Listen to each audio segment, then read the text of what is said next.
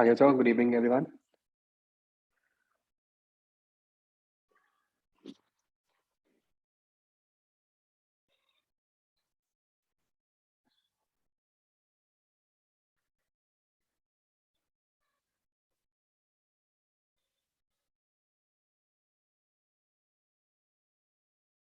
बच्चों आप लोग, मेरी तबीयत अब ठीक है।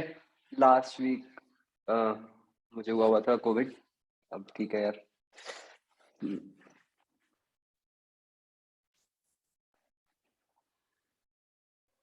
हाँ बच्चों, तो अ, आप लोग अभी दूसरी क्लास भी लगा रहे हो कि नहीं? मतलब मुझे आप में से कुछ नाम तो ख्याल आ रहे हैं। हाँ। Excuse me sir. सर जैसे आपकी जो कल क्लास थी यूपीसी 1 में, तब हमारी यूपीसी 2 में लग रही थी, तो वो लगाई नहीं थी, हम्म। उसकी फिर से रिकॉर्डिंग देखनी है।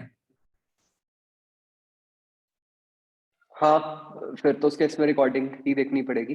वैसे ओके। आपको पिछले टाइम, लास्ट टाइम ये कहा होगा ना कि, मतलब मुझे तो पक्का नहीं पता कि यही कहा होगा कि कोई एक लगा लो, या क्या कहा था? सर कुछ फाइनल बताया नहीं था। सर अच्छा। एक्चुअली टॉपिक्स डिफरेंट होते हैं ना दोनों क्लास। हाँ, टॉपिक्स तो डिफरेंट हैं। तो मेरे अकॉर्डिंग तो आप कोई, मतलब एक अटेंड करो तो ठीक है। मतलब इतना भी आपको सारा कुछ करने की अभी जरूरत नहीं है।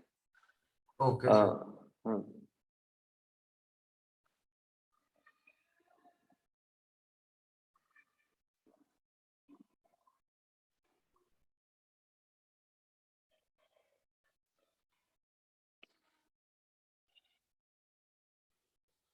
क्योंकि ना मतलब जैसे आपको और टीचर से भी ऑफ कोर्स ये बात कही होगी कि सी, अभी राइट नाउ ना आपके लिए कवरेज इंपॉर्टेंट नहीं है कि आपने कितने चैप्टर्स कर लिए, 2 किए, 4 किए। जरूरी बस ये है कि मतलब कुछ की कंसेप्ट सीखना जो कि आगे बहुत काम आते हैं। मतलब एक जो 11th 12th में जो पढ़ने का तरीका है, जो सही तरीका है, अगर हम वो भी अभी सीख लेते हैं तो it is more than sufficient. ठीक है। तो मैं जैसे बच्चों अभी जो आपका आज टॉपिक स्टार्ट करूंगा ना, दिस टॉपिक इज कैलकुलस। अब ये बच्चों ऐसा टॉपिक है जो आपका पूरे 2 साल हर चैप्टर ऑफ फिजिक्स में यूज होगा ही होगा। ठीक है। तो मतलब it is like the differentiating factor between जो आपने अभी तक फिजिक्स पढ़ी है 10th तक की, और जो फिजिक्स आप 11th 12th की पढ़ोगे। मतलब जो उसमें जो सबसे बड़ा डिफरेंस है ना, देखो चैप्टर्स तो वही है, वही सब कुछ है, फोर्स, एनर्जी, चार्ज, जो आपने 9th 10th में कंसेप्ट पढ़े हैं बच्चों। ठीक है। बस उसमें एक्स्ट्रा जो पार्ट है वो एक मैथ्स का ऐड हो जाता है। तो कैलकुलस जो टॉपिक है बच्चों, वो एक मैथ्स का टॉपिक है। और हम देखेंगे कि कैसे इस टॉपिक के कारण, मतलब ये कैलकुलस से कुछ ऐसा हो जाता है कि हमारी वही एग्जिस्टिंग वाली फिजिक्स एक बहुत ही एडवांस लेवल पे पहुंच जाती है। ठीक है। तो आप बच्चों इसकी इंपॉर्टेंस, ये मैं जो भी टॉपिक कह रहा हूं कैलकुलस, इसकी इंपॉर्टेंस इस बात से भी समझ सकते हो कि अगर मैं आपको बताऊं कि ये जो कैलकुलस जो टॉपिक है ना, ये है एक प्योर मैथ्स का टॉपिक। ठीक है। मतलब आप ये सोचो कि आप क्लास 12th में आप इसको पूरा डिटेल में पढ़ते हो मैथ्स के अंदर। ठीक है। लेकिन फिजिक्स में क्योंकि यूज पहले ही होता रहता है तो हमें पहले ही करना पड़ता है। तो ये जो कैलकुलस है बच्चों, ये सारा आपके अकॉर्डिंग किसने इन्वेंट किया होगा? Sir Isaac Newton. न्यूटन ने। ठीक है। तो although he was a physicist, but ये कैलकुलस जो कि एक पूरा मैथमेटिकल कंसेप्ट है, सारा इन्वेंट न्यूटन ने किया। क्यों? क्योंकि न्यूटन अपनी फिजिक्स में अटक रहा था, मतलब उसको अपनी फिजिक्स में आगे बढ़ने के लिए मैथ्स चाहिए थी। ठीक है। तो वो मैथ्स क्या थी? कैलकुलस, जो कि न्यूटन ने बनाई और अब मैथ्स में भी एक्सटेंसिवली यूज होती है। तो it is a new tool. ठीक है। जो शायद अभी तक आप लोगों ने यूज नहीं किया होगा, आई थिंक। और अगर थोड़ा बहुत पहले कहीं सुना भी होगा, किया भी होगा, तो भी इट इज वर्थ इट कि हम उसको अच्छे से कर ले। मेड वाले स्टूडेंट आपके लिए ये और इम्पोर्टेंट इसलिए हो जाता है क्योंकि जनरली हम मैथ से थोड़ा डरते हैं, है ना, और लेकिन यूज तो होता ही होता है बार बार, तो जितना अच्छे से हम अभी कर लेंगे फिर बाद में भी रिपीट हो जाएगा, तो और अच्छी हमारी ग्रास्प बन जाएगी इस पे। ठीक है, बाकी बच्चों कोई भी डाउट हो चैट पे पूछ लो, चाहे अनम्यूट करके पूछ लो, है ना, कोई दिक्कत नहीं है।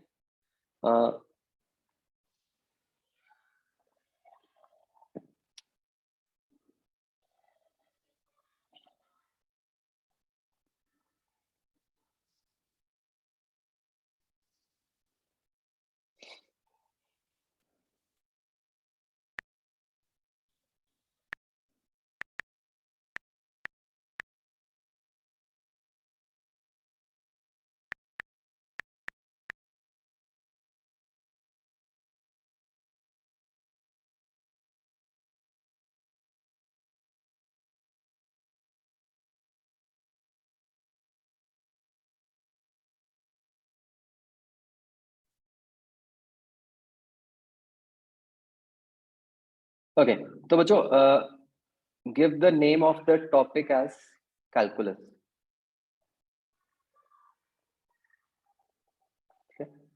इसके बच्चों वैसे दो पार्ट्स होते हैं, एक को हम कहते हैं एज डिफरेंशियल कैलकुलस,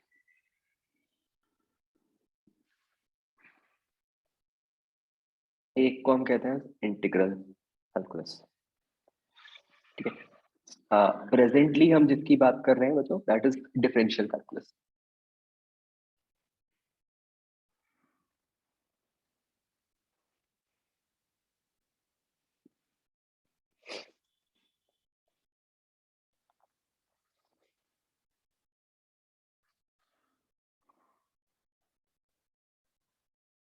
ओके, तो बच्चों जैसे आपको जो आपका सेशन हुआ था एक, उसमें शायद थोड़ा बताया होगा कि यहाँ पर इन क्लासेस का जो पर्पस है ये बिल्कुल एक हाई लेवल क्लासेस होगी ना। इसमें मतलब जो नया कंसेप्ट है आपको बताया तो जाएगा, बट एक बहुत फास्ट पेस पे और एक बहुत हायर लेवल पे, राइट। और आपको एक्सटेंसिवली खुद से पढ़ पढ़ के चीजें समझनी है, जो कि हमें चाहिए होती हैं जब हम टारगेट कर रहे होते हैं वेरी गुड रैंक्स, मतलब सिंगल डिजिट रैंक्स या फिर ओलंपियाड्स। ठीक है, तो इसमें वैसे ही पढ़ाया जाएगा। आप कोप अप कर सकते हो, बहुत अच्छी बात है। अगर नहीं भी कर पाते हो, ठीक है, स्पेशली मेडिकल स्टूडेंट्स, तो कोई दिक्कत नहीं है, आप अपना जो नॉर्मल क्लासेस है वो अटेंड करो। ठीक है, ट्राई करो, बट प्रेशर मत लेना बिल्कुल इनका। ओके, तो बच्चों पहले हम इसका मैथमेटिकल पार्ट समझते हैं, फिर धीरे धीरे वील अंडरस्टैंड कि इसको फिजिक्स में कैसे अप्लाई किया जाता है। ठीक है, बच्चों मैथ्स में आपने एक कंसेप्ट सीखा होगा कि आप एक लाइन को प्लॉट कर सकते हो। अगर मैं आपको एक ऐसे लाइन की इक्वेशन दे दूं, लेट्स से 2x + 4y - 6 = 0, है ना, आप इसको प्लॉट कर सकते हो। क्या मेथड है? तो विदाउट गोइंग इनटू डिटेल्स, भाई आप एक बॉक्स बनाते हो, उसमें x की वैल्यूज लिखी, उसमें y की वैल्यूज लिखी, और आप उन पॉइंट्स को प्लॉट करके you can draw line, right.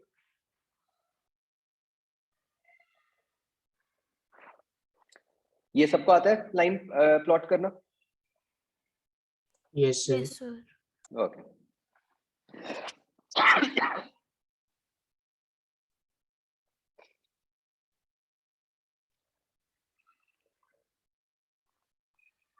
अब जो जब हम एक लाइन प्लॉट करते हैं,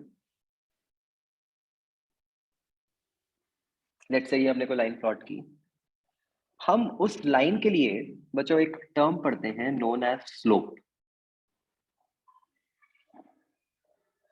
अब ये जो स्लोप वर्ड है, ये हमारा एक, आप कह लो इंग्लिश का भी वर्ड है, ठीक है ना। मैथमेटिकली स्लोप का क्या मीनिंग होता है बच्चों? सर एक्स एक्सिस के साथ उसका एंगल tan थीटा। हाँ, तो slope has been defined as कि अगर एक लाइन है उसका हम पॉजिटिव एक्स एक्सिस के साथ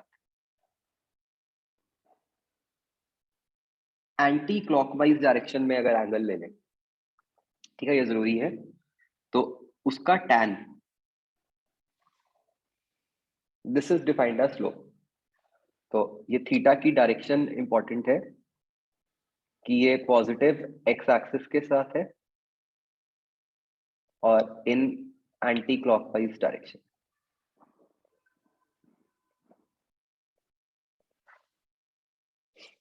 ठीक है जी।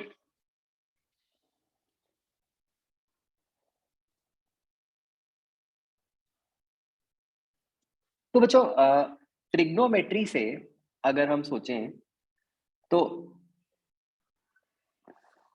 लेट्स से मैं इसके ऊपर कोई दो पॉइंट्स लूं,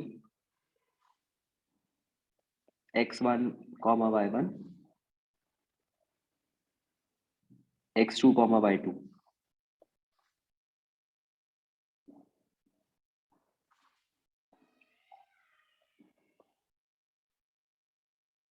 तो ऑफ कोर्स ये वाला एंगल थीटा भी सेम है। तो अब ये जो राइट एंगल ट्राइंगल बन रहा है बच्चों, इसमें आप देख सकते हो कि जो परपेंडिकुलर है that is y2 minus y1 और जो बेस है that is x2 minus x1, right? So what we can say is कि जो स्लोप होती है वो tan थीटा तो है ही है अगर मेरे पास एंगल है, और वो it is also equal to delta y by delta x।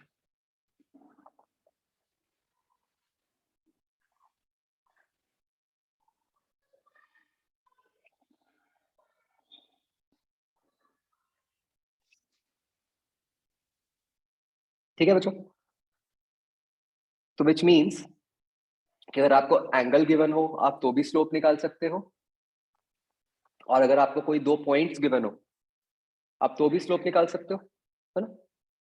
Yes और और अगर मैं इसको और सिंपली पुट करूं कि अगर मैं आपको एक लाइन की इक्वेशन दे दूं, किसी भी लाइन की, तो क्या आप उसकी स्लोप निकाल सकते हो? Yes sir. Yes sir. मुझे फटाफट चैट में लिख के बताना कि ये जो लाइन गिवन है इसकी स्लोप क्या होगी।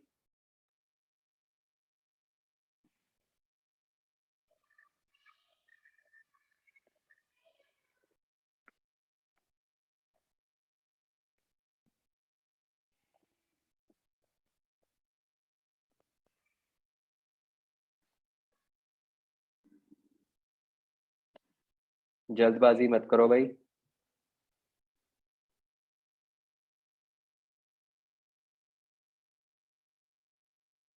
सही आंसर दो, जल्दी आंसर मत दो।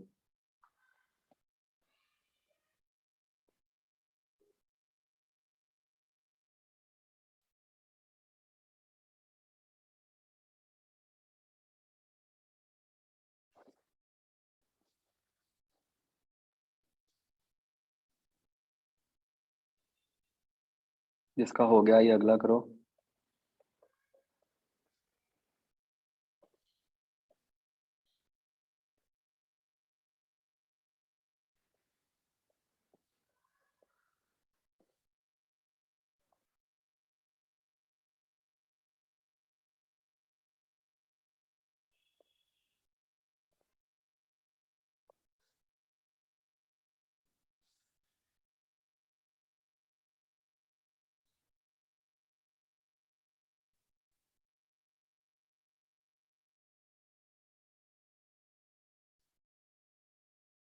ऊपर वाले एग्जांपल है बच्चों, आपने क्या करना है, आपने बस टेक टू पॉइंट्स, ठीक है, और उन दो पॉइंट्स का delta y by delta x कर दो।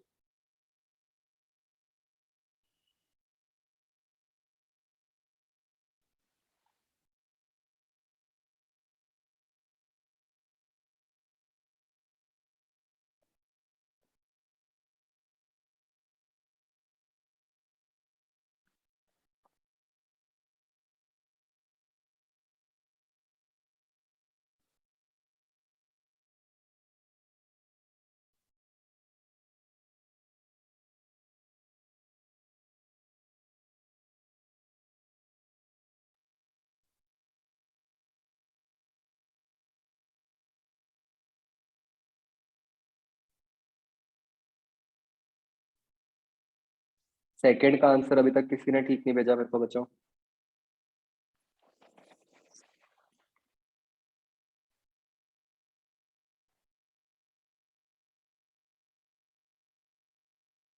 नेहल गुड।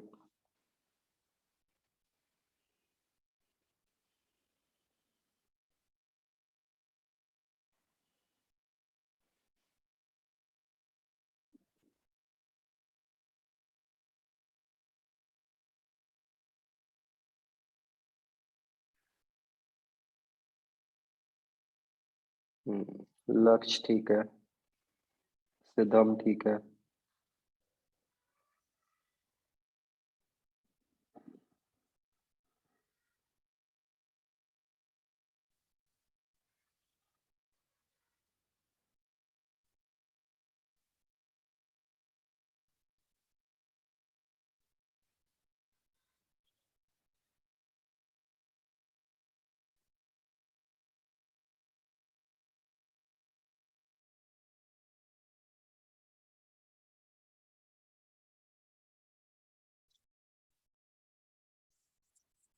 हाँ जी, तो ये फर्स्ट का जो आंसर आएगा बच्चों, जब आप वैल्यूज पुट करोगे you should be able to get -12।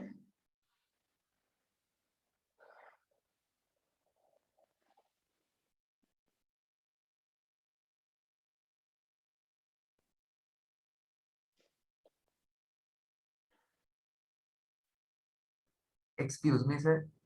Hmm sir मैंने इसको ना उससे किया है, y equals to mx plus c। हाँ, उससे भी कर सकते हो अगर वो आता है तो। Okay sir.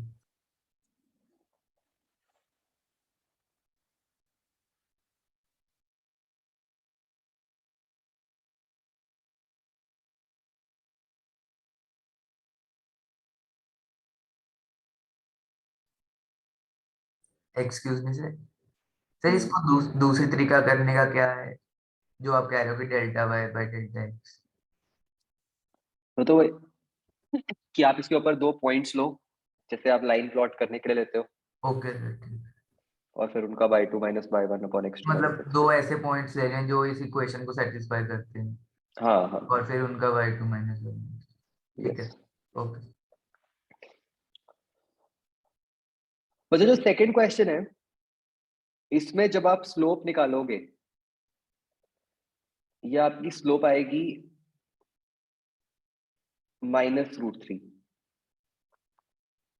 ठीक है, और अगर आप इसको tan थीटा लिखते हो, ठीक है, तो अब क्या बच्चों आपको, आप में से कितने लोगों ने ऑब्ट्यूस एंगल्स के लिए पढ़ा हुआ है साइन कॉस लेना?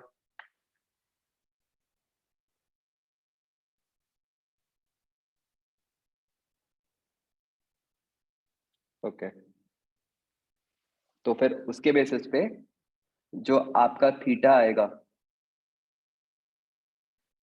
वो 120 डिग्रीज आएगा, या फिर -60 डिग्रीज भी लिख सकते थे आप। ठीक है, मैं एक बार फटाफट समझा भी देता हूँ कि ये केस होगा कैसा। इस केस में जो हमारी लाइन होएगी बच्चों,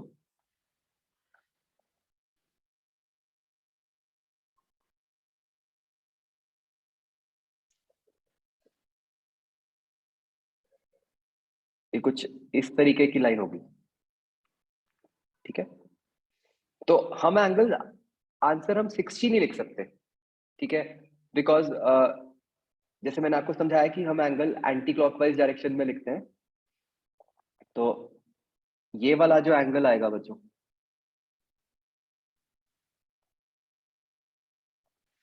ये 120 डिग्रीज आएगा। ठीक है, और ये उल्टा एंगल जो है वो 60 डिग्रीज आएगा। अब क्योंकि ये क्लॉकवाइज डायरेक्शन में है, इसलिए इसको हम -60 आंसर देते हैं। ठीक है, जिन लोगों ने नहीं किया हुआ ऑप्टिक्स वाला, डोंट वरी, मैंने आपको भेजूंगा एक डॉक्यूमेंट आज, तो वो आपने करना है, उससे क्लियर हो जाएगा आपको।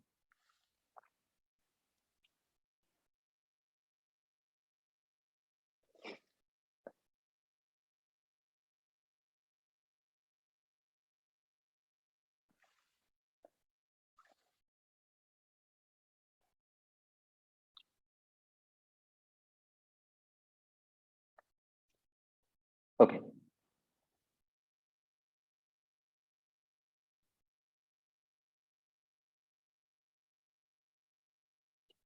अब बच्चों एक बार समझते हैं कि ये जो स्लोप हमने डिफाइन की है, मतलब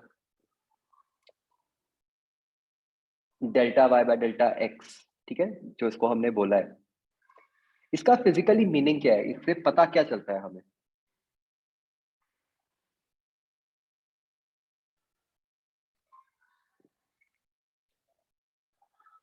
ठीक है, let's try to understand this. तो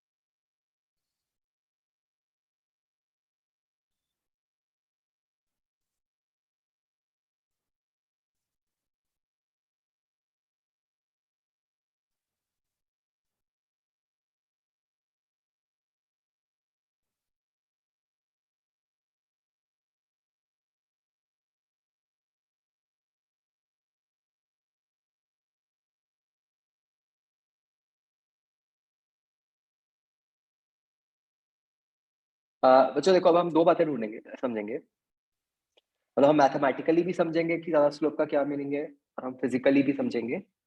अ, सबसे पहले तो ये बताओ, आप इन दो लाइंस को देखकर बिना कुछ सॉल्व किए ये बता सकते हो कि किस लाइन की स्लोप कम है, किसकी ज्यादा है?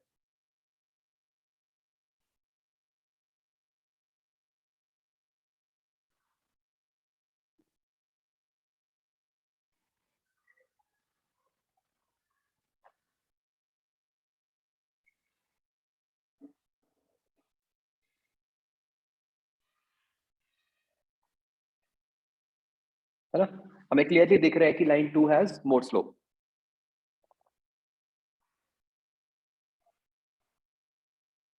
ठीक है, okay, will just come back to it. दिख रहा है हमें कि लाइन 2 हैज मोर स्लोप।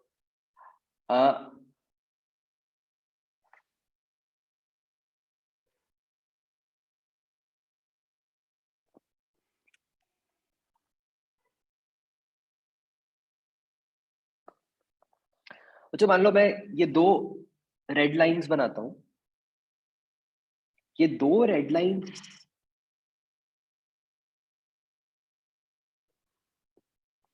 का मीनिंग क्या है कि जो डेल्टा एक्स है वो तो लाइन 1 और लाइन 2 दोनों के लिए सेम हो गया, ये दोनों रेड लाइंस के बीच में जो डेल्टा एक्स बना,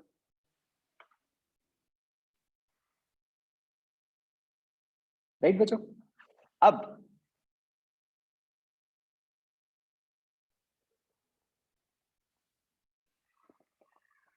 लेकिन ये जो y है, अगर हम लाइन 1 में देखें कि y में जो चेंज आया है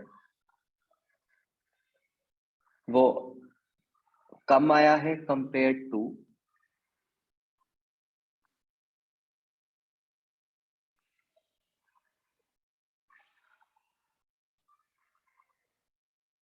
जो लाइन 1 में आया।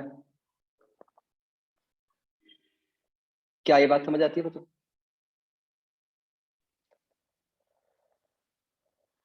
तो बच्चों बहुत बार क्या होता है, अब एक बार समझते हैं स्लोप का मतलब क्या इंपॉर्टेंस होती है। देखो, मान लो मेरे पास ये एक्सप्रेशन था बच्चों, ये 2x + 4y - 6 = 0। ये एक्सप्रेशन मुझे क्या बता रहा है? ये एक्सप्रेशन मुझे एक तरह से x और y में रिलेशनशिप बता रहा है, राइट? इस एक्सप्रेशन से मेरे को ये पता चल जाता है कि x की अलग अलग वैल्यूज पर y की क्या वैल्यू है, करेक्ट? अब बच्चों बहुत बार ऐसा होता है फिजिकल लाइफ में कि हमारे को ना एग्जैक्ट रिलेशन से ज्यादा जरूरी या ज्यादा इंटरेस्ट उसके चेंज में होता है। ठीक है, अगर मैं इसका एक बिल्कुल सिंपल सा एग्जांपल लूं, मान लो अभी हम सब का कुछ ना कुछ पढ़ने का तरीका है ना, उसके अकॉर्डिंग हमारे कुछ ना कुछ मार्क्स आ रहे होंगे, ठीक है, कोई कोई परफॉर्मेंस हमारी होगी। तो if possible you would all be interested to know कि भाई अगर मैं अपनी पढ़ाई में अगर 1 घंटा ऐड कर दूं तो मेरी परफॉर्मेंस में क्या चेंज आएगा, है ना। अगर कोई आपको ये बता पाए तो आपको बहुत अच्छा लगेगा। क्यों? अगर आपको ये पता चलेगा कि भाई हाँ 1 घंटा बढ़ा के मेरे मार्क्स बहुत बढ़ रहे हैं तो आपको उसमें इंटरेस्ट होगा।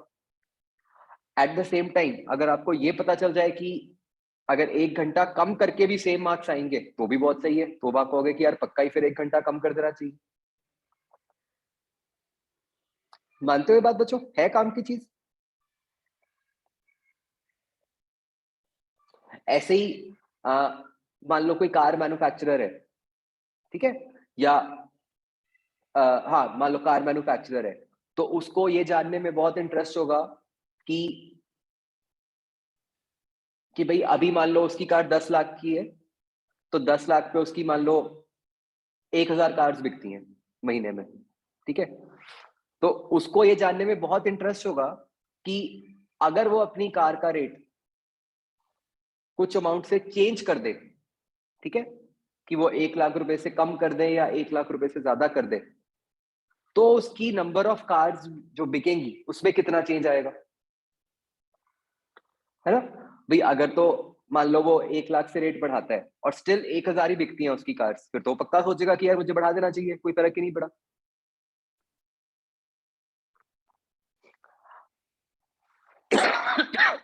अगर उसने मान लो 1 लाख रेट कम कर दिया और उससे जो उसका कार में जो कार्स बिकनी शुरू हुई वो बहुत थोड़ी सी बढ़ी, तो वो सोचेगा यार कोई फायदा ही नहीं हुआ, इतना रेट कम भी किया लेकिन कार्स तो ज्यादा नहीं बढ़ी, तो फिर तो यही सेम रेट चलता रहेगा, ठीक है। तो बच्चों ऐसे बहुत बार हमारे को चेंज में बड़ा इंटरेस्ट होता है कि कुछ चेंज के लेके आने में जो हमारी कोई दूसरी डिजायर्ड क्वांटिटी है उसमें क्या चेंज आएगा, ठीक है। तो ये स्लोप जो है क्वांटिटी बच्चों, वो हमें एग्जैक्टली यही बताती है कि जब हम लिखते हैं स्लोप को delta y upon delta x, तो स्लोप हमें ये बताती है कि जब आपने एक्स के अंदर कुछ चेंज किया तो उसके करस्पॉन्डिंग वाई में क्या चेंज होगा, ठीक है। तो जैसे यहाँ पे आप देखो तो लाइन 2 में हमें दिख रहा है कि स्लोप ज्यादा है, तो इसका क्या मीनिंग हुआ कि भाई लाइन 2 वाले केस में अगर आप एक्स में कुछ चेंज लाओगे तो वाई में ज्यादा चेंज आएगा कंपेयर टू जो कि लाइन 1 में आएगा। क्या ये बात समझ आती है बच्चों?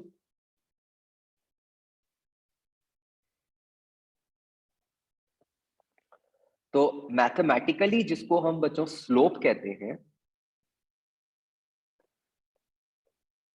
उसको फिजिकली हम कहते हैं as rate of change of Y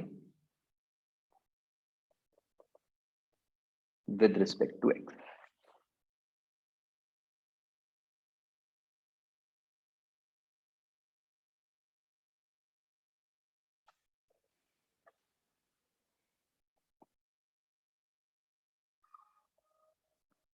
ठीक है, मतलब मान लो अगर कहीं पे स्लोप 2 आ गई,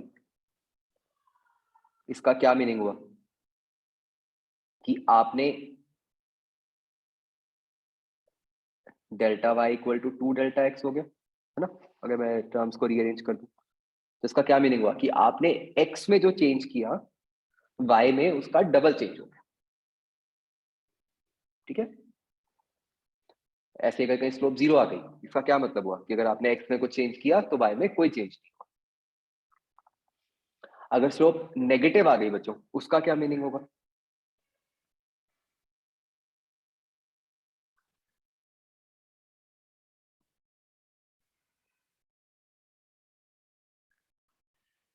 उसका क्या मीनिंग हुआ कि अगर आप डेल्टा एक्स बढ़ा रहे हो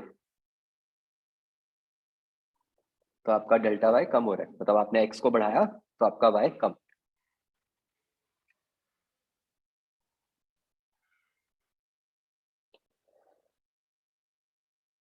समझ आ रहा है बच्चों यहाँ तक?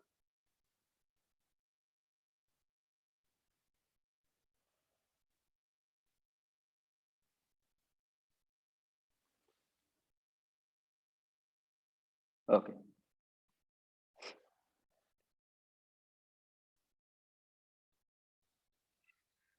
तो अब बच्चों देखो, जैसे हमने ये 2 लाइंस में कंसेप्ट सीखा, मैं इसी कंसेप्ट को थोड़ा सा एक्सटेंड कर रहा हूँ, क्योंकि ये आगे हमें बहुत बार यूज करना पड़ता है कि मतलब मैं ना बहुत सारे केसेस बना रहा हूँ स्लोप के।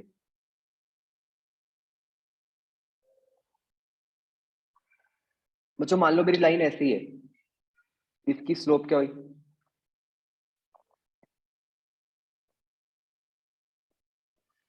जीरो, 1 नहीं 0, थीटा 0 हो गया ना, तो tan थीटा 0 हो गया।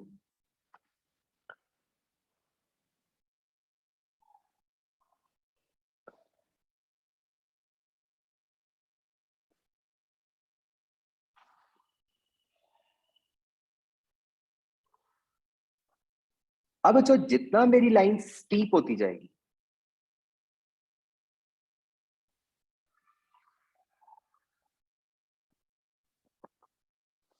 उतना स्लोप बढ़ती जाएगी, ठीक है? और जितना मेरी लाइन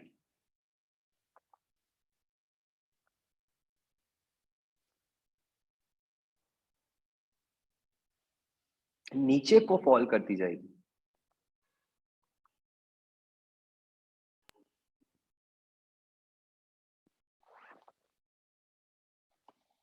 एक सेकंड,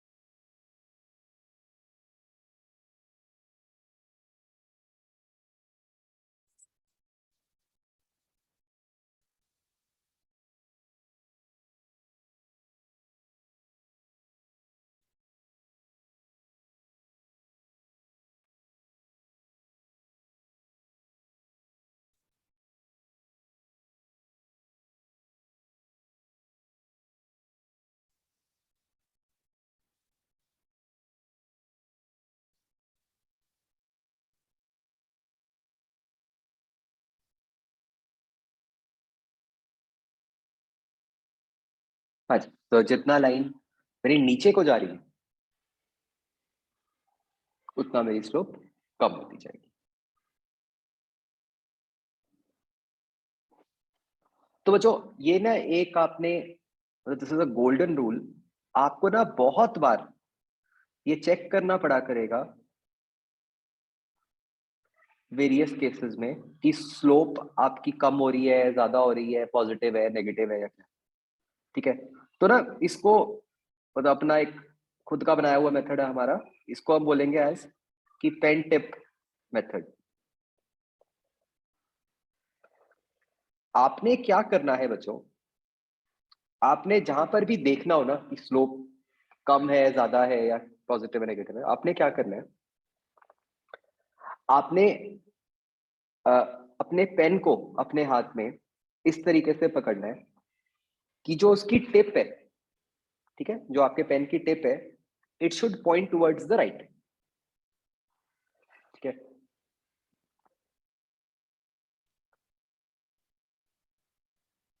तो मतलब तो hold pen tip in your hand such that tip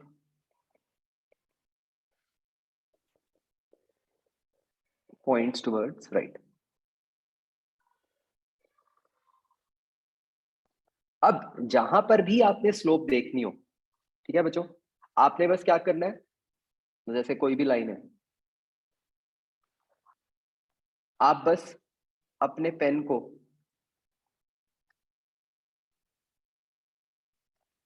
ऐसे बच्चों उसके अलॉन्ग रख दो, ठीक है। बस ये ध्यान रखना है कि टिप राइट की तरफ होनी चाहिए। तो बहुत सिंपल सा है भाई, जितना आपकी टिप ऊपर की तरफ जाती गई उतना आपकी स्लोप बढ़ रही है, जितना आपकी टिप नीचे की तरफ जाती गई उतना आपकी स्लोप कम हो रही है। सबको समझ आ रहा है सिंपल सा मेथड?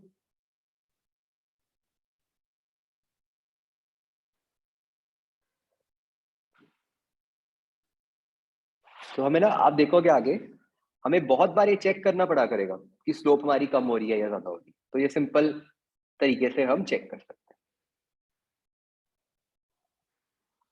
हाँ बच्चों, ये सबको क्लियर हुआ कि नहीं?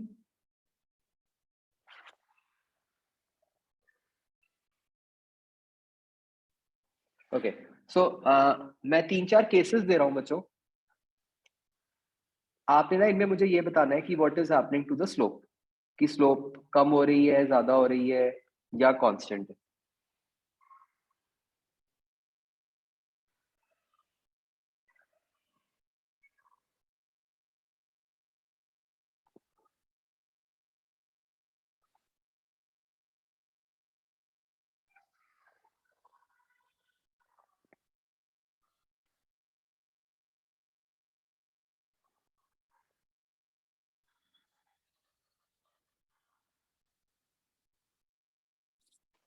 तो ये 4 केस है बच्चों, आपने चारों में मुझे बताना है कि what is happening to the slope.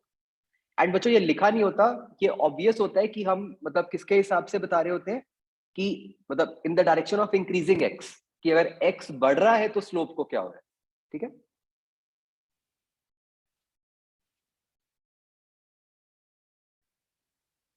In fact आप बच्चों मुझे 2 आंसर दो, ठीक है। एक तो ये भी बताओ कि what is happening to the value of y, कि वेदर इट इज इंक्रीजिंग और डिक्रीजिंग, एंड ऑल्सो आंसर कि what is happening to slope.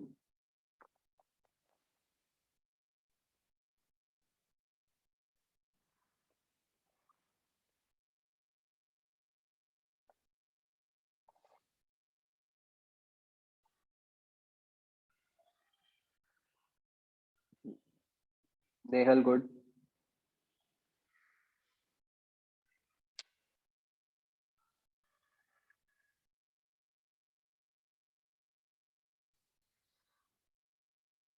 पहले सारे लोग मुझे फर्स्ट का भेज दो।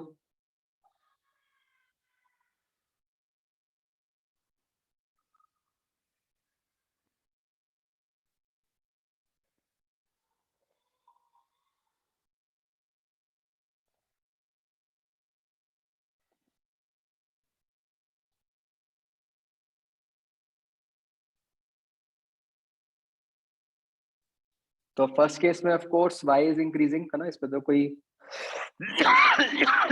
डाउट ही नहीं है।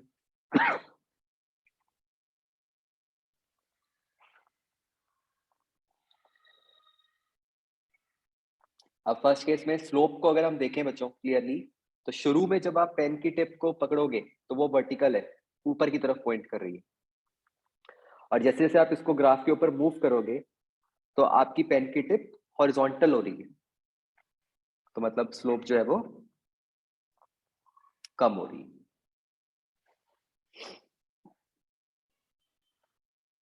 ठीक है, अब सेकंड का आंसर दो बच्चों।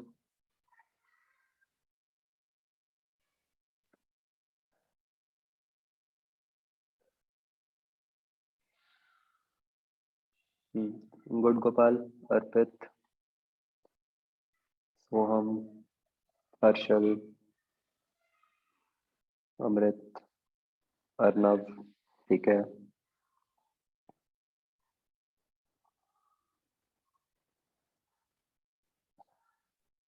सर हम मैसेज होस्ट पे करना ना।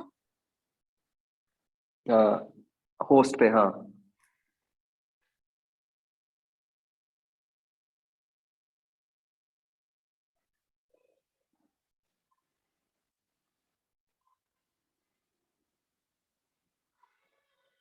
तो y is of course increasing, और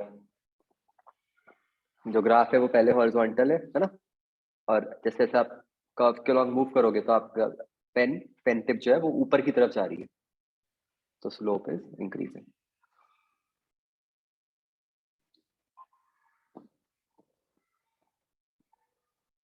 ओके, नेक्स्ट बच्चों, थर्ड केस।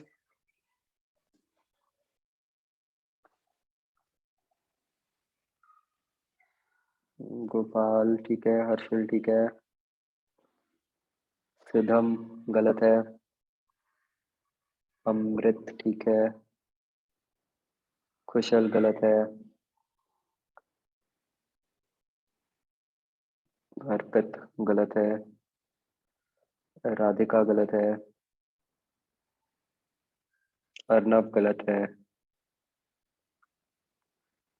सोहम गलत है, आर्यन गलत है। अच्छा, ये कैसे गलती कर रहे हो? मतलब वाई में कैसे गलती कर सकते हो? आपकी वाई कम हो रहा है या ज्यादा हो रहा है?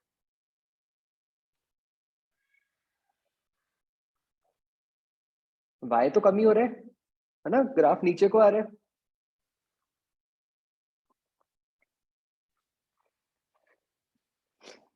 अब स्लोप को सोचो ध्यान से।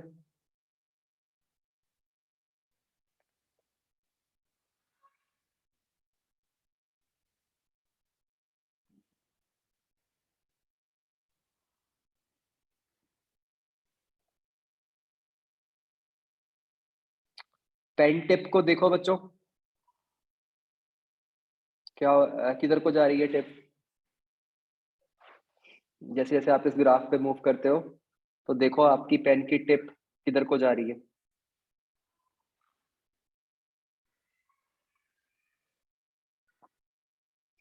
तो इस केस में स्लोप इज इंक्रीजिंग बच्चों।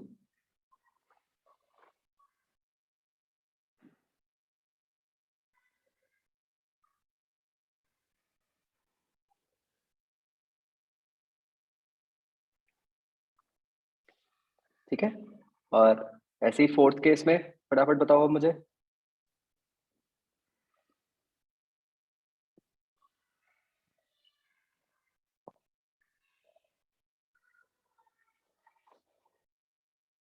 तो फोर्थ में दोनों ही कम हो रहे हैं।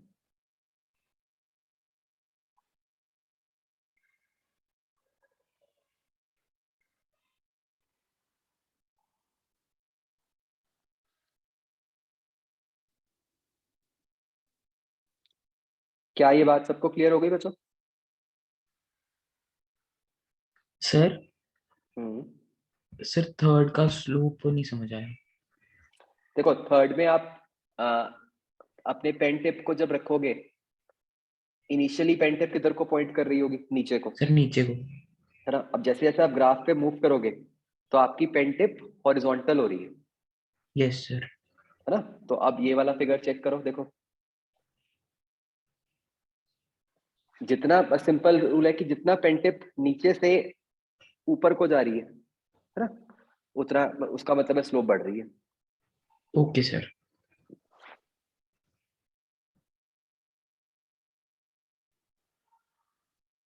ओके, तो बच्चों देखो, so far what we have understood is, हमने ये समझ लिया कि there is something known as slope.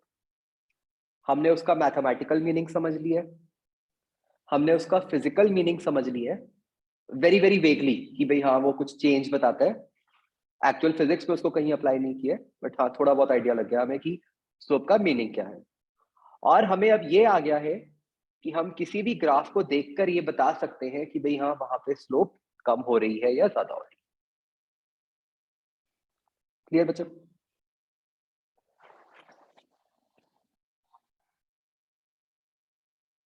अब बच्चों नेक्स्ट पार्ट जो है, देखो हमने अभी जो एग्जांपल किया यहाँ पे हमने ये तो बता दिया कि स्लोप कम हो रही है या ज्यादा हो रही है, ये अपने पेन टिप मेथड से। लेकिन हमें जो स्लोप बच्चों निकालनी आती है, जो हमने मेथड सीखा था, वो तो स्ट्रेट लाइन के लिए था, इजंट इट? अब क्वेश्चन ये उठता है कि हम एक कर्व की स्लोप कैसे निकालें।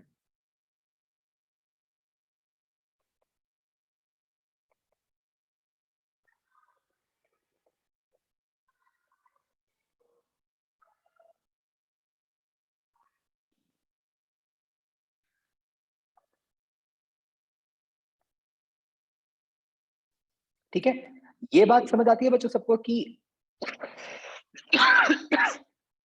जो ऊपर वाला मेथड था वो तो स्ट्रेट लाइन के लिए था,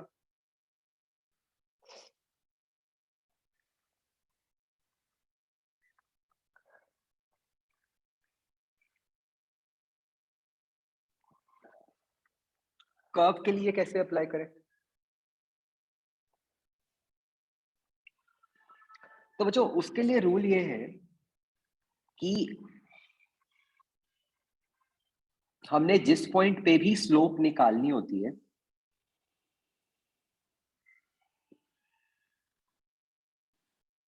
देखो हमें स्ट्रेट लाइन की तो स्लोप निकालनी आती है ना, तो हमें जिस लाइन पे भी स्लोप निकालनी होती है, जिस पॉइंट पे भी, हम उस पॉइंट पे टेंजेंट ड्रॉ कर देते हैं। सबको टेंजेंट की डेफिनेशन पता है?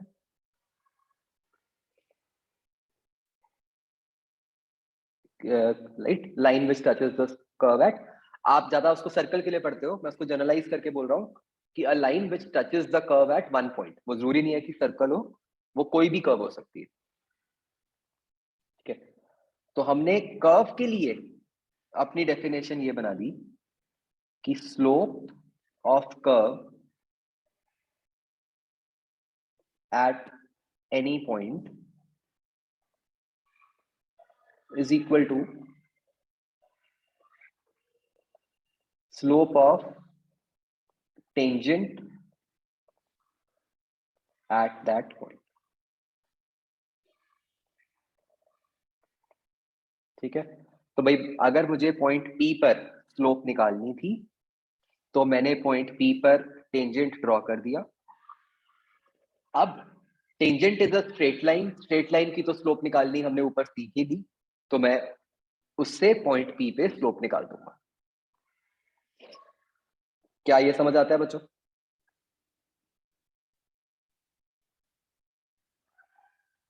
ओके, अब बच्चों प्रॉब्लम ये है कि जो ये वाला मेथड है, ये मेथड तो एक ज्योमेट्रिकल मेथड हुआ है ना, कि इसके लिए तो मुझे हमेशा ये टेंजेंट ड्रॉ करना पड़ेगा, जो कि उतना एक्यूरेटली हो सकता है मैं ना ड्रॉ कर पाऊं, राइट? तो this is not a mathematical method, proper mathematical method नहीं है। Okay. तो now we will be talking about a mathematical method to find slope.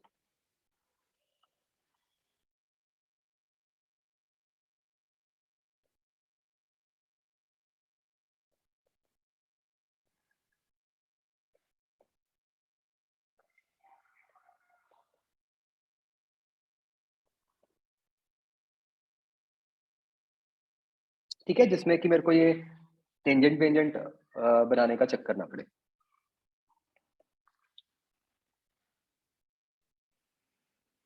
तो लेट्स से बच्चों ये कोई भी एक कर्व है, मैंने इस पे लिया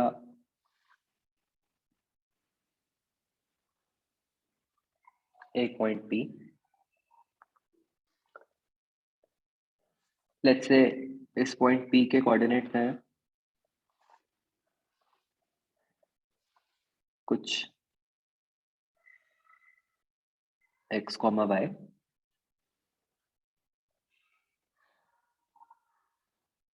ठीक है। मैं क्या करना चाहता हूं, पॉइंट P पे स्लोप ढूंढना चाहता हूं, जिसका मुझे ग्राफिकल मेथड तो आता है। अच्छा, इसके लिए मैं क्या करता हूं, स्टेप 1, मैं एक और पॉइंट लेता हूं कर्व पे,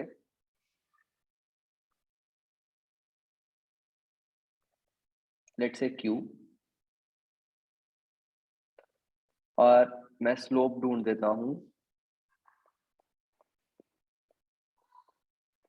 PQ की, मतलब लेट्स से ये पॉइंट Q हो गया, x2, y2,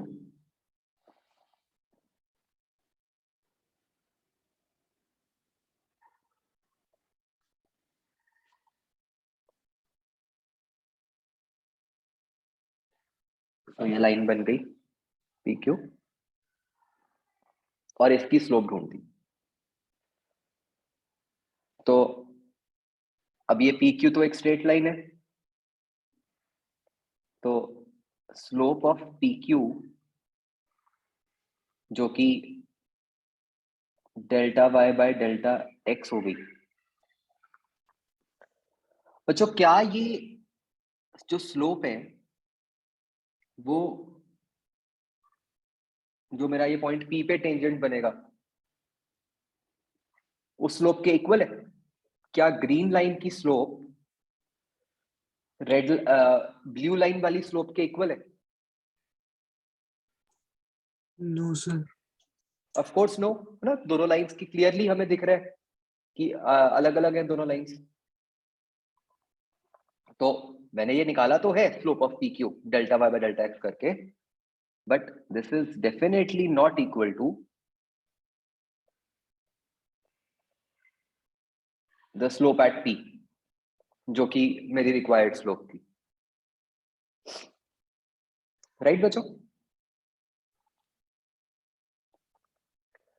मतलब मेरे को जो स्लोप ढूंढनी थी, जो मैथमेटिकली स्लोप ढूंढनी थी, मेरे को तो ब्लू लाइन की स्लोप ढूंढनी है, लेकिन मैंने जो अभी किया है वो ये किया कि मैंने तो ग्रीन लाइन की स्लोप निकाल दी।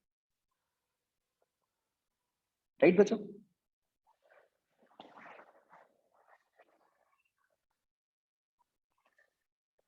अब ऐसा करते हैं कि let's start bringing point Q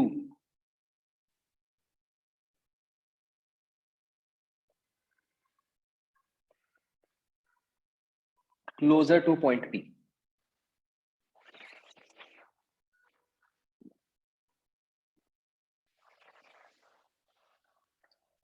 बच्चों अब देखो ये फिगर, जैसे जैसे पॉइंट Q पॉइंट P के पास आता है, क्या वैसे वैसे ग्रीन लाइन और ब्लू लाइन कोइंसाइड करनी शुरू कर देंगी? Yes, sir. Yes sir. Yes, sir. है ना? इसको मैं ऐसे भी पुट कर सकता हूं कि जितना पॉइंट Q पॉइंट P के पास होगा उतना ही मेरी PQ लाइन की स्लोप P वाली स्लोप के इक्वल होएगी, उसके Yes. पास होएगी। Yes, sir.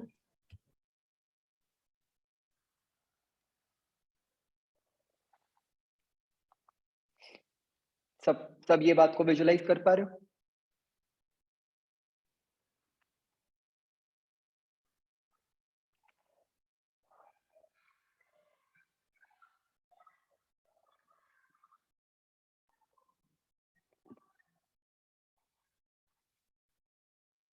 तो जितना पॉइंट Q P की तरफ जा रहा है उतना ही PQ की स्लोप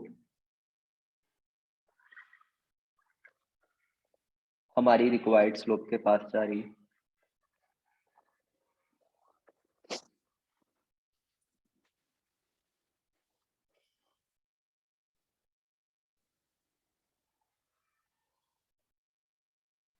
राइट बच्चों?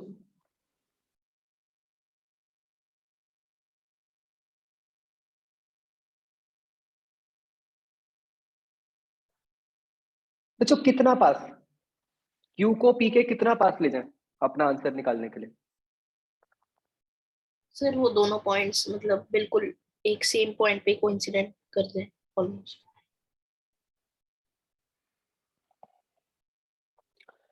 मतलब चलो बच्चों एक एग्जांपल के लिए एक न्यूमेरिकल वैल्यू देते हैं।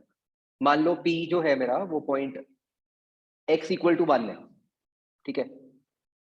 तो बताओ Q का मैं x कोऑर्डिनेट कितना कर दूं जिससे कि मेरा आंसर सबसे एक्यूरेट आएगा?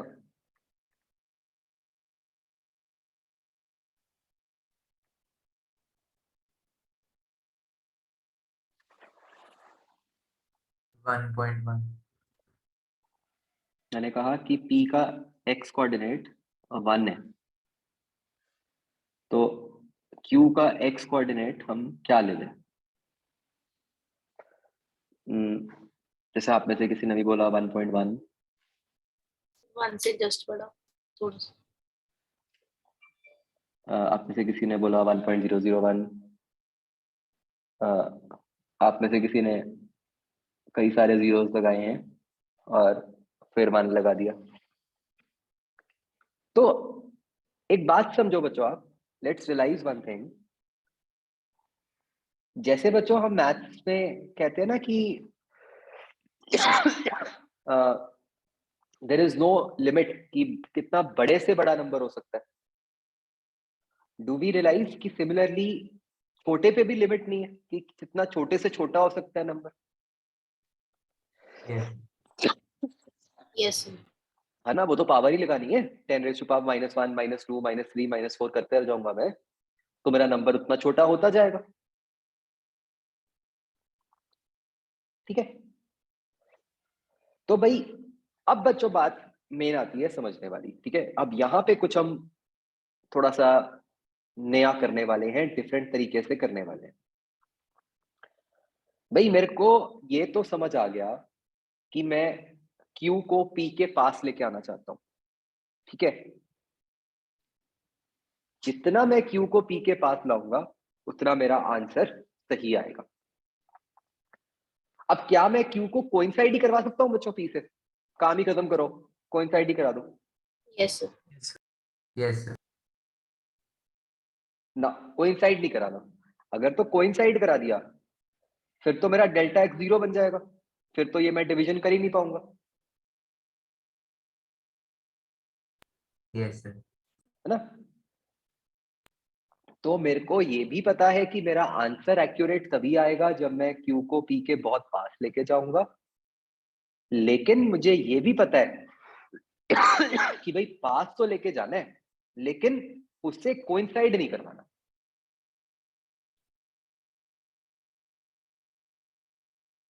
आ रही है बात समझ? तो हम ये थोड़ी सी एक नए टाइप की अजीब सी बातें कर रहे हैं कि भाई हाँ पास लेके जाओ, लेकिन कितना पास?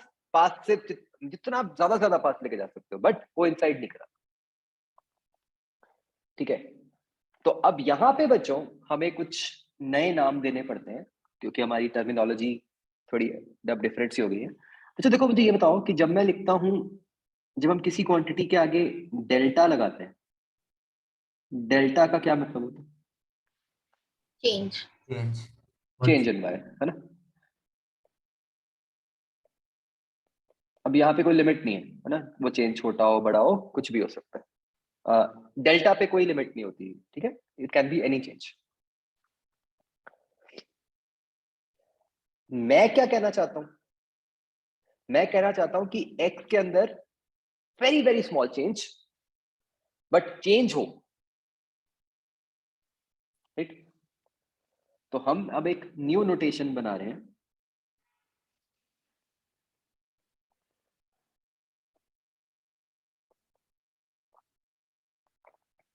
इसको हम लिखते हैं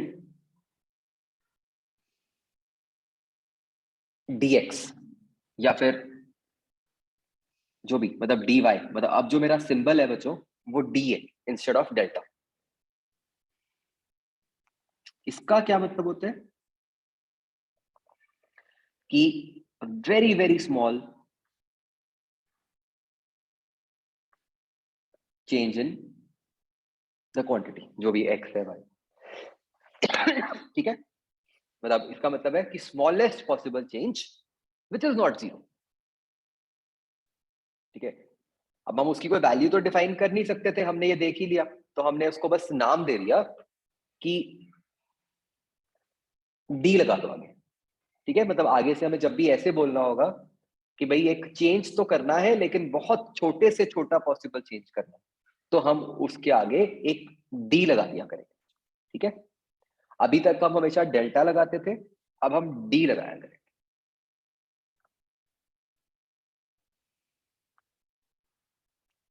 क्या बच्चों ये बात समझ आती है? तो ये हमारा, अगेन बच्चों ऐसे नहीं सोचना कि सर dx की वैल्यू क्या होती है, नहीं बता सकते हम। dx सिर्फ एक तरीका है लिखने का, एक सिंबल है। मतलब जैसे हम डेल्टा y लिखते थे, अब हम dy लिखेंगे या dx लिखेंगे, उसका मीनिंग क्या है? Very very small change in x और y। ठीक है, this is just a symbol.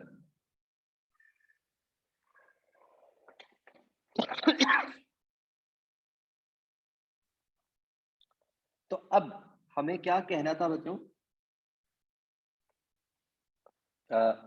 वापस चलते हैं। हमें कहना था कि स्लोप एट p जो है वो delta y by delta x तो है, लेकिन कब? When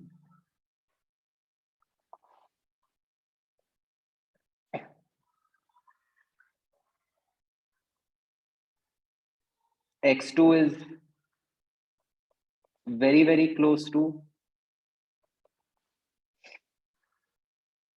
x1।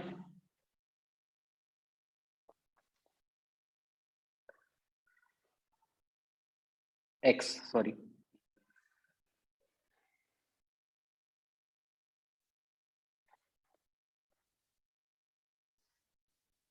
मानते हो बच्चों?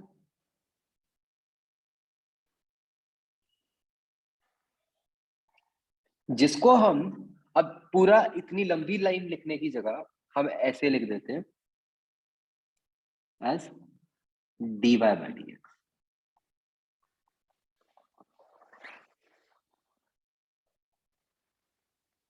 ठीक है, इसका सिंपल मीनिंग क्या है कि भाई आपको change in y upon change in x करना है। बस अब एक्स्ट्रा कंडीशन ये है कि जो आपका चेंज है वो बहुत ही छोटा होना चाहिए।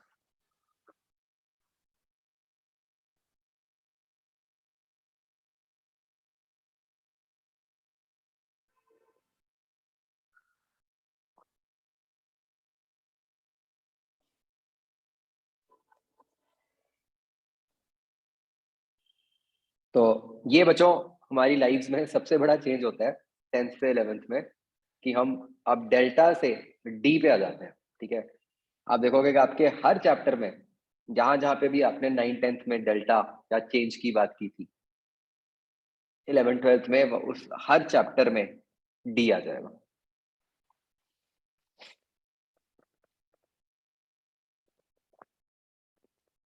ठीक है, तो बच्चों आप देखो कि अभी तक हमने क्या किया है कि हमें अभी भी स्लोप निकालनी नहीं आई है, हमने सिर्फ उसका मेथड बना लिया है और उसको एक नाम दे दिया है कि भाई हाँ जी उसको dy बाय dx बोलेंगे। कि स्लोप निकालने का मतलब है कि dy बाय dx कैलकुलेट करना है, जो कि स्टिल अभी आता नहीं है हमें निकालना कि वो कैसे निकलेगा।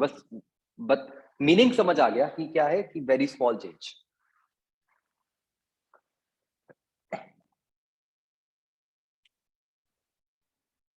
बच्चों यहां तक क्लियर है?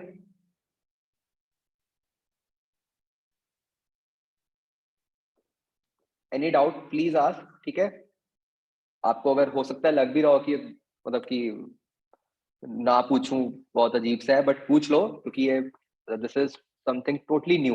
बाकी चीजें तो फिर आप थोड़ी बहुत कभी ना कभी सुनते हो, ये आप कभी नहीं सुनते।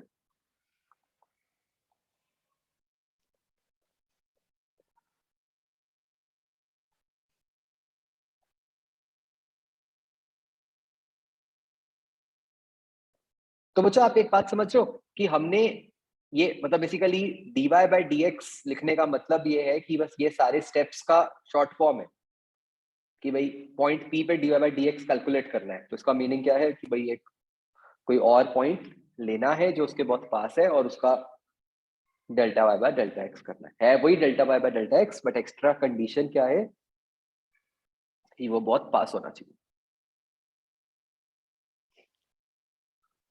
क्या ये बात समझ आती है बच्चों?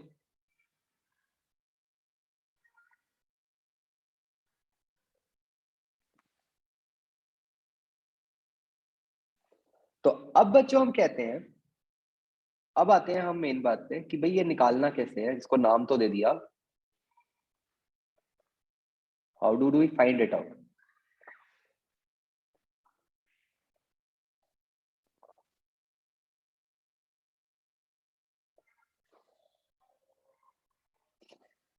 अब देखो बच्चों,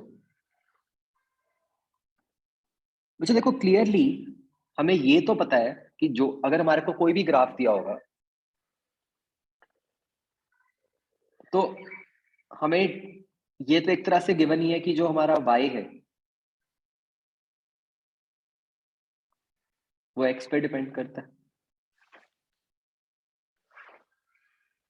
राइट?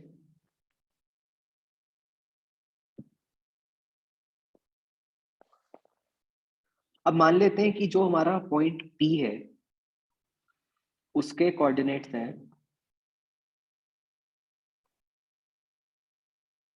x, y,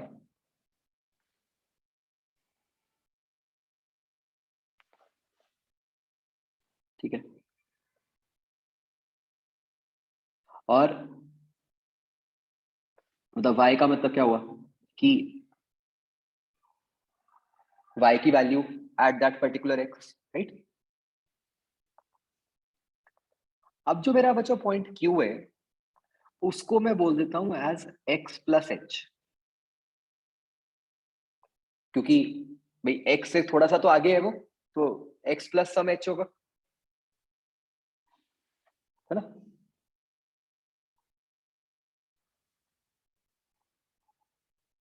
तो वहां पे y कोऑर्डिनेट क्या होगा? जो भी x प्लस एच डालेंगे उससे जो y निकलेगा। बात समझ रहे हो बच्चों? कुछ रिलेशन तो होगा ही ना। मतलब जैसे जो हमने ऐसे मान लो ऊपर ही लिखी थी इक्वेशन, मान लो यही इक्वेशन है, तो इस इक्वेशन में अगर मुझे y की वैल्यू निकालनी है पॉइंट Q पे, तो मैं क्या करूंगा? मैं x को x प्लस एच पुट कर दूंगा, तो उससे y की वैल्यू निकल आएगी बच्चों।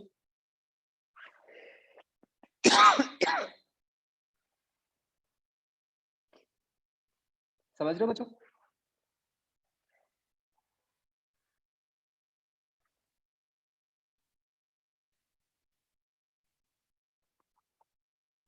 अब जो बच्चों मेरा dy बाई dx है, हमें पता है कि वो है क्या है, तो वो यही delta y by delta x, जो कि क्या बन गया? y की value at x plus h minus y की value at x upon x plus h minus x।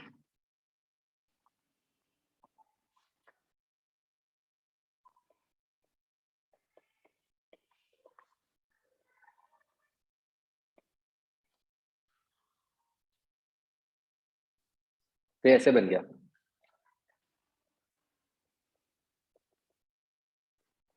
y की value at x plus h minus y की value at x upon h।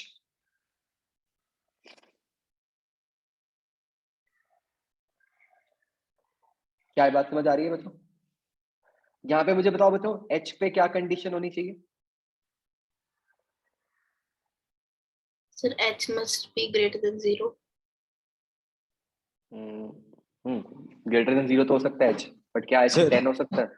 H may be tending to 0. h should be very small, है ना?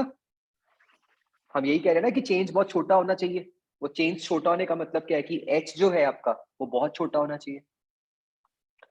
अब again कितना छोटा? क्या 0 कर सकते हैं उसको? No sir. Tends to 0. No, sir. 0 के पास लेके जाना है, लेकिन 0 नहीं कर सकते, है ना? तो इसको बच्चों लिखने का तरीका होता है, हम ऐसे लिख देते हैं, limit h going towards 0।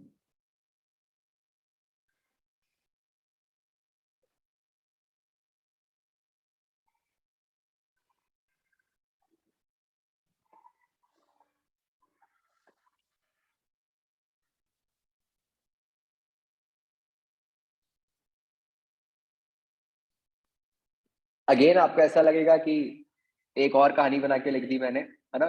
Finally तो फिर आंसर नहीं आया, अभी आएगा अगले स्टेप में। ये तरीका होता है लिखने का, ठीक है, कि मतलब dy by dx कैलकुलेट करने का क्या मतलब है कि आप y की वैल्यू निकालो at x plus h, minus कर दो y की value at x upon h, और उस पूरे एक्सप्रेशन में आपने h को बहुत ही जीरो के पास लेके जाना, ठीक है। अभी मैं एग्जांपल करता हूँ एक, उससे आपको अभी समझ आ जाएगा कि भाई फाइनली निकला कैसे। ये सबको समझ आ गया बच्चों मैंने क्या लिखा है, कैसे लिखा है, इसका मीनिंग क्या है, मतलब एनी डाउट प्लीज आस्क।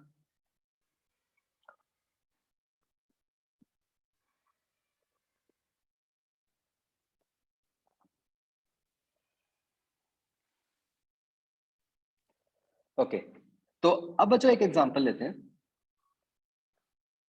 उससे ये सारा कुछ अब समझ आ जाएगा आपको जो हमने किया। लेट से बच्चों मैंने एक केस लिया y इक्वल टू एक्स, जिसमें आपको कह रहा था कि x और y में कुछ ना कुछ रिलेशन होगा। तो अब जो हमारा रिलेशन है, मान लो वो है कि y equal to x square. अब देखो, अब बच्चों ध्यान से देखना, तो अब मेरा dy बाय dx क्या बन गया, limit h going to 0, y की value at x plus h minus y की value at x upon h। अब इसका क्या मतलब हुआ कि लिमिट h गोइंग टू 0, बच्चों y की वैल्यू x प्लस एच पे क्या बन गई, x प्लस h का whole square. x plus h का होल स्क्वायर, x पे क्या बन गई, एक्स स्क्वायर अपॉन h।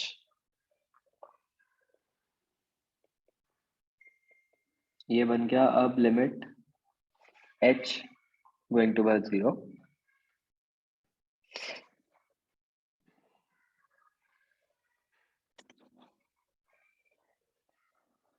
जब मैं इसको एक्सपैंड करूंगा बच्चों, ये बन जाएगा h into H plus 2x। 2x upon h। अब बच्चों क्या मैं h को कैंसिल कर सकता हूँ? Yes sir. कैंसिल करने की कंडीशन क्या होती है बच्चों? Sir h must not be equal to 0। h must not be equal to 0। क्या h 0 है? नहीं है, है ना, 0 से तो बड़ा ही है पक्का, तो हम उसको कैंसिल कर सकते थे। तो अब ये बन गया limit h going to 0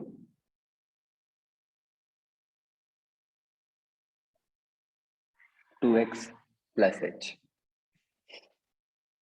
correct. अब जो देखो, अब इस एक्सप्रेशन में आप सोचो कि यहां पे मैं 2x प्लस h में h को बहुत ही छोटा सा कुछ पुट कर रहा हूं, ठीक है ना। मेरे पास तो पावर है कि मैं h को जितना मर्जी छोटा कर सकता हूं। तो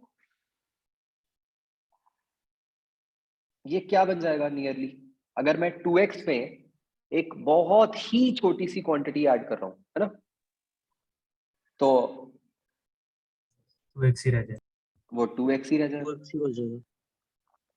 क्योंकि वो h तो बहुत ही छोटा होगा कंपेयर टू 2x, तो मैं उसको इग्नोर कर सकता हूं।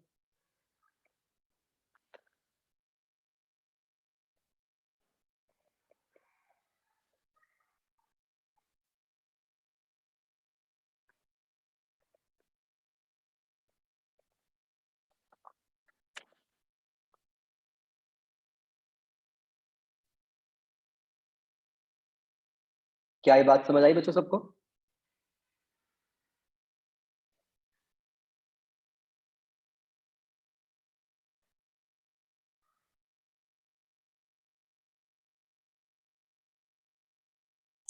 Excuse me sir, yes. Sir जो हमने वहाँ पे लिमिट और h अप्रोचिंग 0 लिखा है, सर इसका सिग्निफिकेंस क्या है, हमें क्या बताता है? यही कि h बहुत छोटा होना चाहिए। Okay sir. सर बस इसका और कोई काम नहीं है? ना, ओके सर। ये लिखा था इसीलिए तो लास्ट स्टेप में मैं 2x लिख पाया ना। Okay sir. Excuse me sir, yes, sir आपने x प्लस एच होल्स पर कैसे लिखा है? y क्या है, x स्क्वायर, मतलब जो भी x की वैल्यू है उसका स्क्वायर, है ना। Okay sir. तो बच्चों आप इस मेथड में एक बहुत ही पावरफुल जो आप देखो स्टेप जो है वो क्या है कि इस मेथड में बच्चों हमने h का 0 ना होना भी यूज कर लिया, है ना। जो ये सेकंड लास्ट स्टेप है जहां पे h से कैंसिल किए, वो मैं तभी कर पाया अगर h 0 नहीं था। और जो लास्ट स्टेप है अगर आप देखो, वहां पे हमने इन अ वे h को 0 भी ले लिया।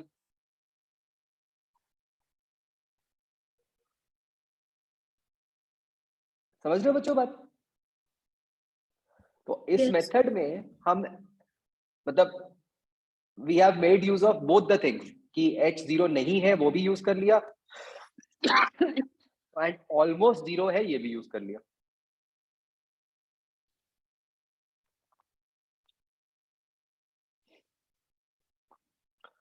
तो बच्चों इस मेथड से आपने ये देख लिया होगा कि जो dy बाय dx है या फिर जो स्लोप है उसकी वैल्यू डिपेंड करती है कि आपका y और x में रिलेशन क्या है। ठीक है, तो जैसे इस केस में हमने देखा कि जब y की वैल्यू x स्क्वायर है तो यहाँ पे dy बाय dx की वैल्यू 2x आ। बच्चों ये सबको समझ आ गया? कोई भी डाउट है please ask.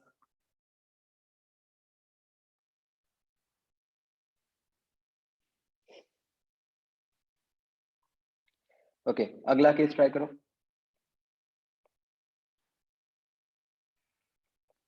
Try for y equal to x cube.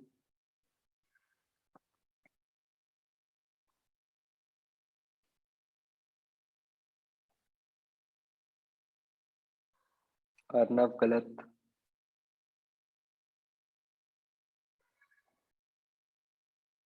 पहले से याद किया हुआ है तुम सबने, है ना, जिन्होंने अभी आंसर लिखा है।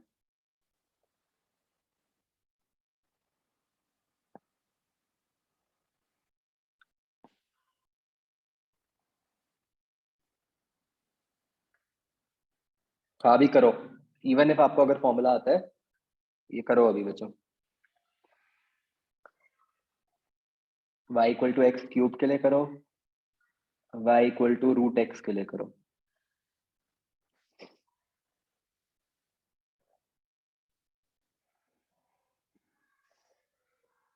You should be able to drive.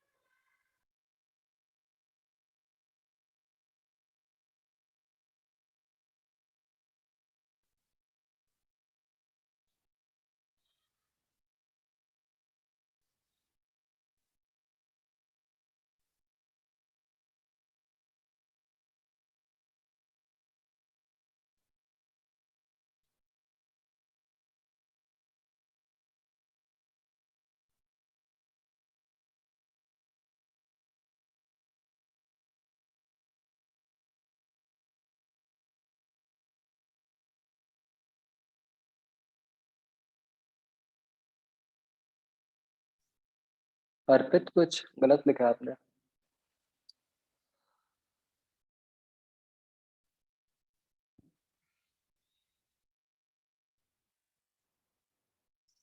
सिदम उसको सिंप्लीफाई करके लिखो आंसर।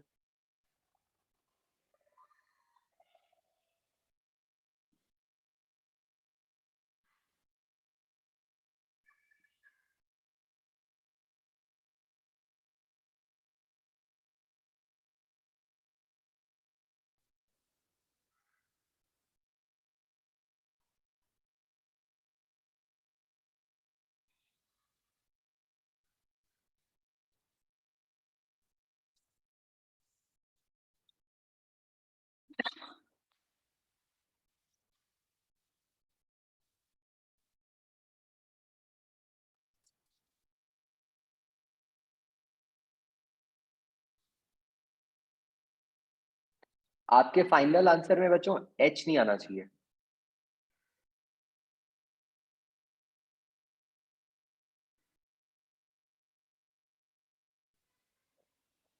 मतलब h को तो आप बाद में ये कर ही सकते हो ना कि उसको बिल्कुल छोटा कर दो, तो अपने आप फिर खत्म हो जाएगा h।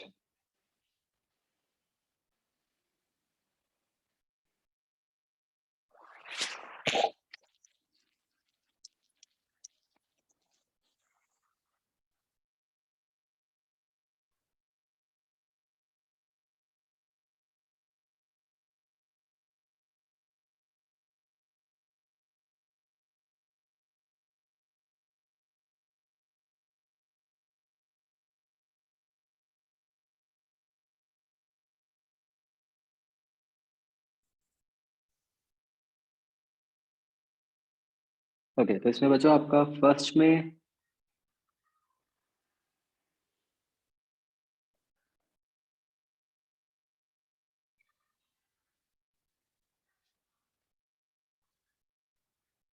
आएगा 3x² और यहाँ पे आपका आएगा बच्चों, आपने ना पक्का लेफ्ट हैंड साइड भी लिखनी है, ठीक है? ऐसे नहीं कि सिर्फ इक्वल टू 3x² लिख दिया, ये आगे ना गलती हो जाती है। यू हैव टू राइट कि वो dy/dx है।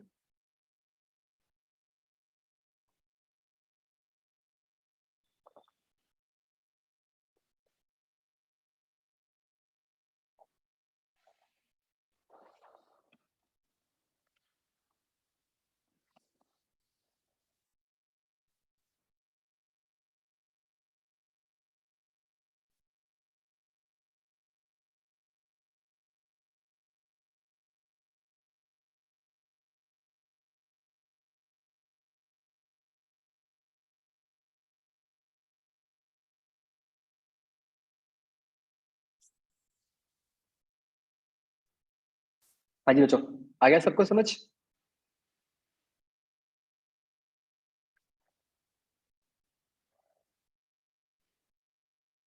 ओके, चलो ठीक है बच्चों, दैट्स इट फॉर टुडे। मैं बच्चों आपको ना मैं आपके ग्रुप पे भेजूंगा। बेसिकली अब जो चीजें आपको करनी है, मैं आपको कुछ तो शीट्स भेजूंगा। वो जनरल मैथ्स की शीट्स हैं, ठीक है? उसमें आपको थोड़ा सा ट्रिग्नोमेट्री, ऑब्ट्यूस एंगल्स की और ये सब कुछ यूज होगा। एक मैं आपको वीडियो भेजूंगा, ठीक है? और फिर एक शीट होगी जो उसी वीडियो के बेसिस पे करनी है। तो ये आपका एक तरह से काम होगा इस वीक का, ठीक है? बाकी किसी को कोई भी डाउट हो, मैं अभी ग्रुप पे भेजूंगा, तो आपके पास मेरा नंबर आ ही जाएगा, तो आप मुझे व्हाट्सएप करके पूछ सकते हो।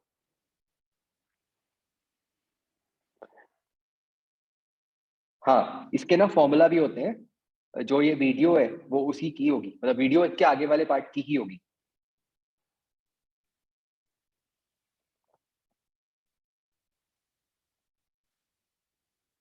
ठीक है, चलो ठीक है बच्चों, okay then, bye. Thank you sir. Thank you sir. Good evening sir. Good evening. Thank you, sir.